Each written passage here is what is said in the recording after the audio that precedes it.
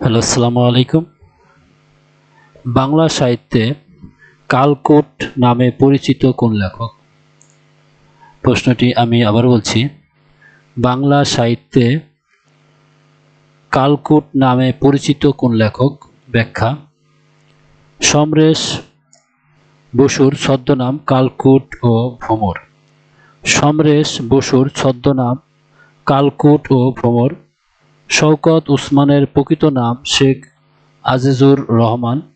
শওকত উসমানের প্রকৃত নাম শেখ আজিজুর রহমান। সমরেশ মজুমদার বিখ্যাত ভারতীয় বাঙালি ঔপন্যাসিক, তার কোনো ছদ্মনাম নেই।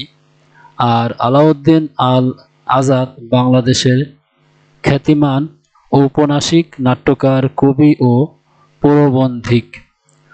নরকে লাল গোলাপ, ফেরারি ডায়েরি, 23 নম্বর তৈলচিত্র তার বিখ্যাত রচনা।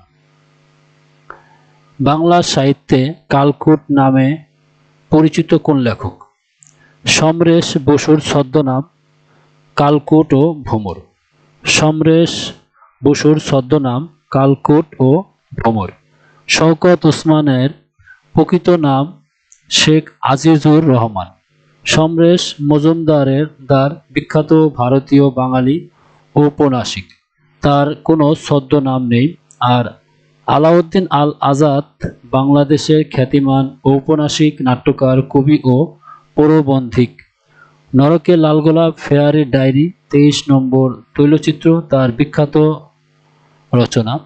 ভিডিওটি ভালো লাগলে লাইক, কমেন্ট এবং সাবস্ক্রাইব করবেন। সবাইকে অনেক অনেক ধন্যবাদ।